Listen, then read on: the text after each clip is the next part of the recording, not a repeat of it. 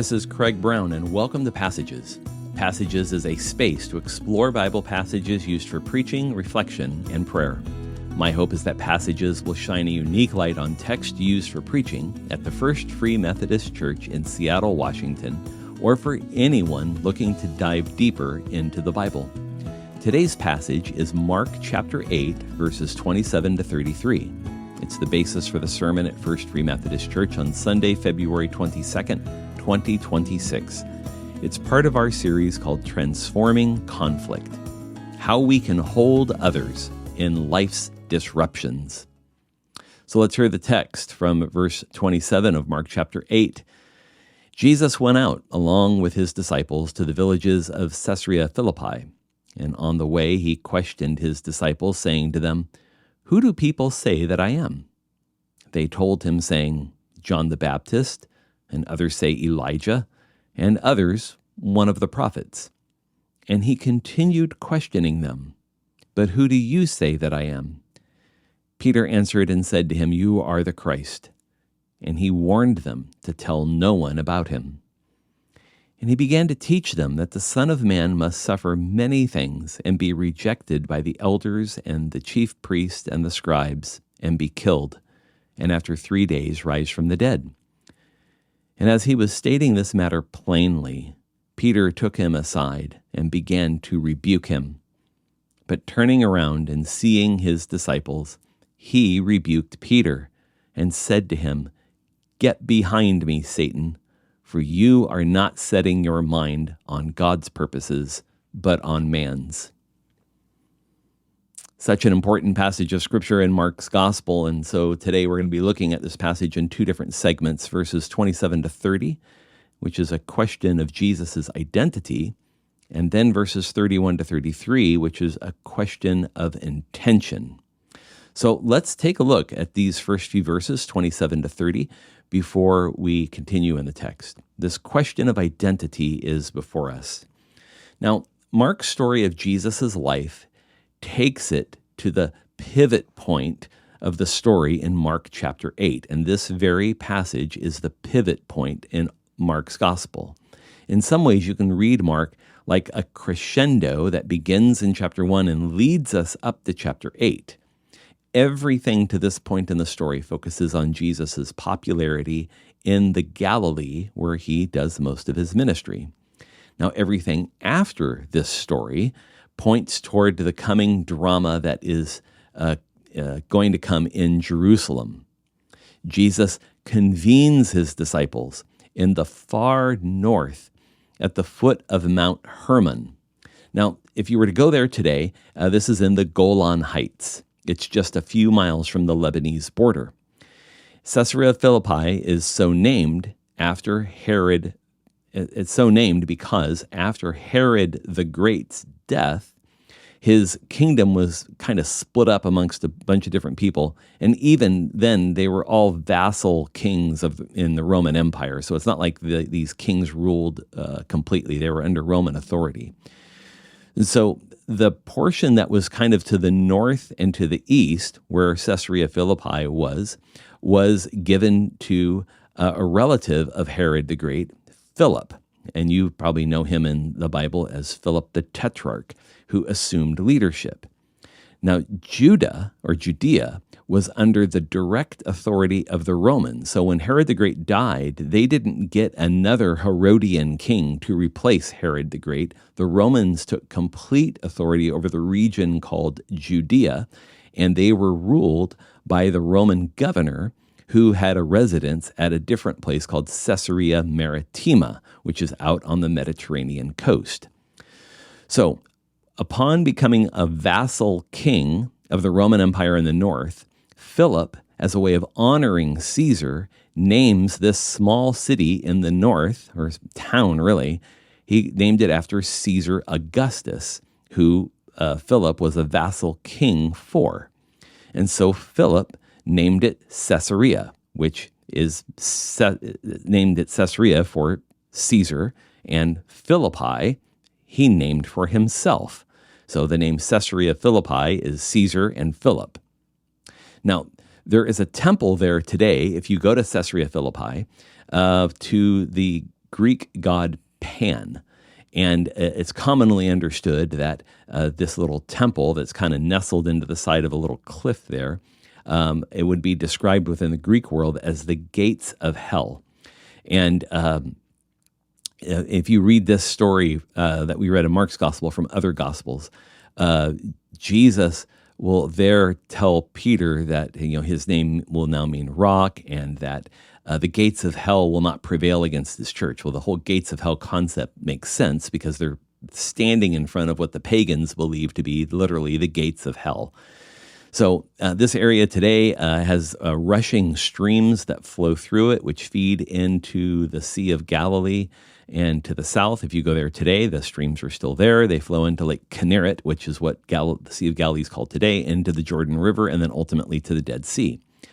But what's interesting about this place at Caesarea Philippi is it's in the foothills of Mount Hermon. So when you're up in Caesarea Philippi, you can look to the south and see if it's a clear day, you can see the land leading down to the Sea of Galilee, all of the Sea of Galilee, and down the Jordan River Valley, including the mountains up on the right where Jerusalem is. So as Jesus is having this conversation, the totality of his ministry is literally in view of the disciples.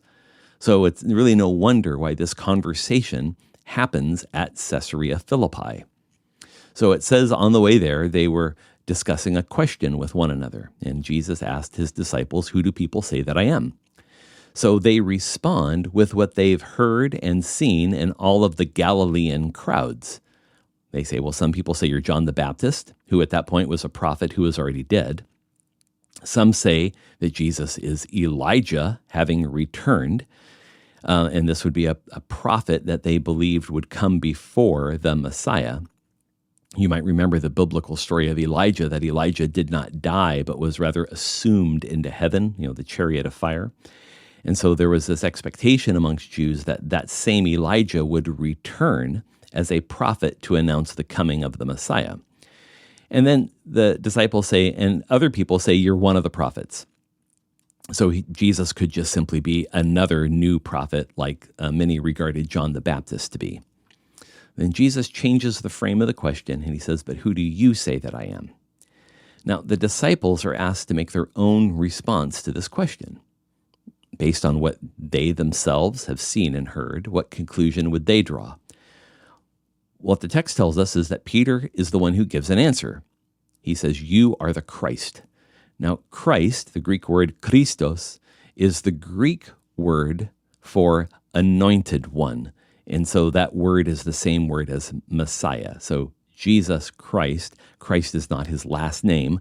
It's literally, if you were to put it in English, it would be Jesus the Messiah. Now, Peter's confession is the turning point in the story. Remember, we talked about how Mark leads up to this moment and away from it. And so far to this point, we've only seen Jesus in the Galilee. So throughout Mark's Gospels, he's been moving in and around the Sea of Galilee everywhere he goes.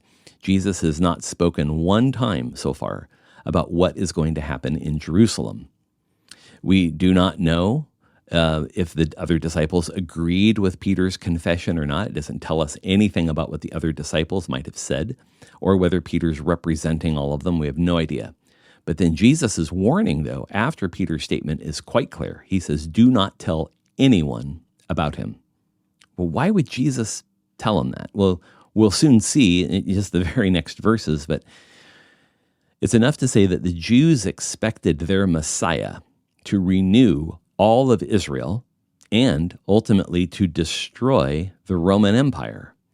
And so if this mantle of being the Messiah gets laid on Jesus too early or publicly, then the work of the suffering Messiah becomes challenging, if not impossible.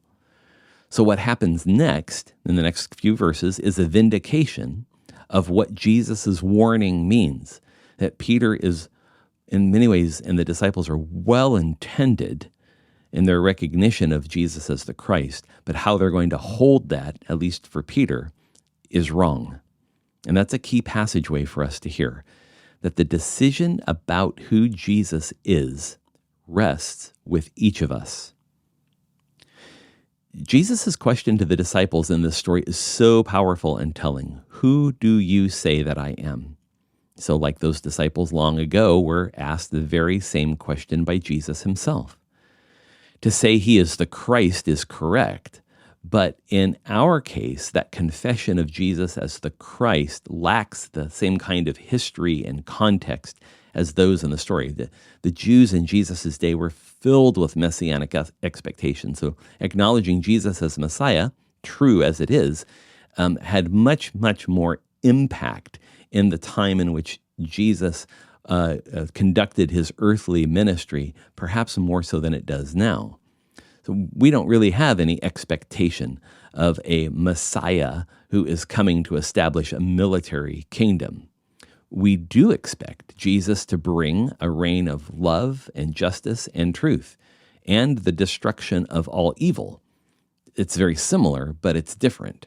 And so what we must think about here is when Jesus says, "Who do you say that I am?" that the answer to that question is more complex than just the Christ.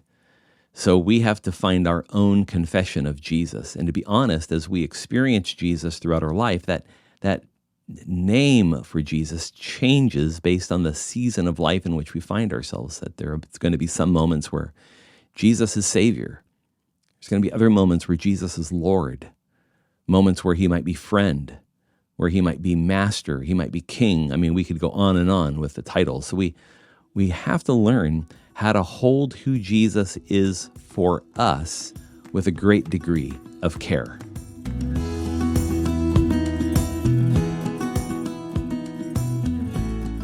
We turn to verses 31 to 33, and instead of the question of identity, we're focused now on the question of intention. We say that this passage is the pivot point, since it contains Peter's confession as well as Jesus' confession. Now in verse 31, Jesus then begins teaching them for the first time about his coming suffering in Jerusalem. This is the first time they've heard this, and it runs completely opposite of all of their notions around the Messiah. No one, disciples, religious leaders, even the people at large, no one expects a suffering Messiah. It is totally foreign to them. The fact that this suffering Messiah will happen through the rejection by religious leaders such as the chief priests, scribes, and elders that Jesus names says it all. Jesus does not just speak of his suffering, but he also speaks of his resurrection. His death is not the end. And so verse 32 makes it completely clear that Jesus is speaking plainly. He's speaking plainly. There's no mixed messages here. There's no parables. There's no kind of cryptic saying. Jesus speaks clearly about what is going to happen to him as a suffering Messiah. So the remainder of verse 32 becomes a bit more shocking. When Peter hears this, the same Peter who just confessed him to be the Christ, now Jesus has kind of turned the notion of being the Christ on end. Peter does two things. There's two verbs in verse 32 that are really important. The first one is that it said Peter took him aside.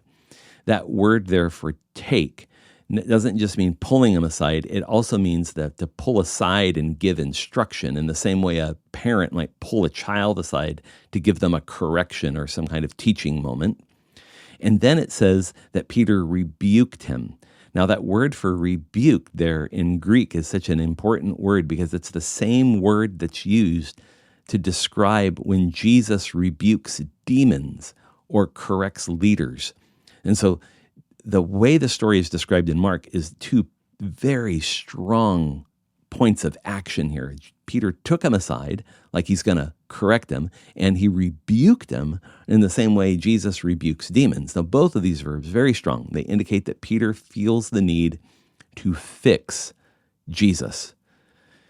One of the commentaries I have read in preparing for our podcast this week in the sermon is written by Lamar Williamson Jr., and he puts it best. Peter tries to behave like a patron, not a disciple. We'll hear more from Williamson in a moment, but Peter's appeal is not abnormal, but it's normal. No one expected the Messiah to suffer and die. resurrection regardless. Jesus turns and sees Peter and all the disciples, it says in the text, and he has an equally tough word for Peter. Jesus rebuked Peter. And again, it's that same word for rebuked, but now it's directed back at Peter. And he says, "Get behind me, Satan." Now, a lot of people wonder what this statement means, so let's see if we can clarify it a little bit. So the first part of it is get behind me.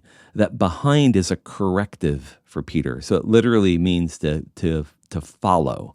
So Peter is hearing a word from Jesus that is designed to correct his behavior, that instead of Peter trying to lead Jesus to the right conclusion, Jesus tells Peter, no, wait a minute. You're the disciple here, so get behind me. In other words, get in the position of following me. And then he calls him Satan.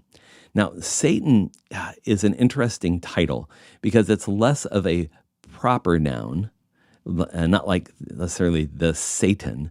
Satan or Satan is a Jewish word, a Hebrew word, that's been kind of put into Greek letters. It's called a transliteration. It's like when you take the word and just represent the pronunciation of that word in a different language. And what Satan means in Hebrew is the accuser or the one who accuses. And so in this case, Peter is bringing an accusation against Jesus. So Jesus' hard word in front of the disciples is intended to highlight the danger of Peter's words. Now, what we have to recognize here is that although Jesus calls Peter Satan, and probably not thinking of the singular Satan, we have to remember that the rebuke that Peter's trying to bring is a pathway that Jesus has heard before. It's very similar to his temptation in the wilderness with the devil. And so Jesus could easily become the Messiah Peter wants. But if he did so, there would be no human redemption. Jesus makes this clear enough. He says, you are not setting your mind on God's purpose, but man's. Peter's well-intended and responds as any Jew would have responded, religious leaders even more so. Jesus makes it clear that this suffering Messiah is part of God's purpose, and Peter just can't see it yet. And that's a key passageway for us. Listening to the purpose of God requires us to let go of what we want to hear. Listening to the purpose of God requires us to let go of what we want to hear. You know, sympathy is a great deceiver when it comes to the purpose and will of God. God is at work doing something beyond our understanding. So how can we presume to tell God what to do? And so the lesson for Peter is our own. Let's go back to Dr. Williamson again, who writes this: disciples are not to guide, protect, or possess Jesus. They are to follow him.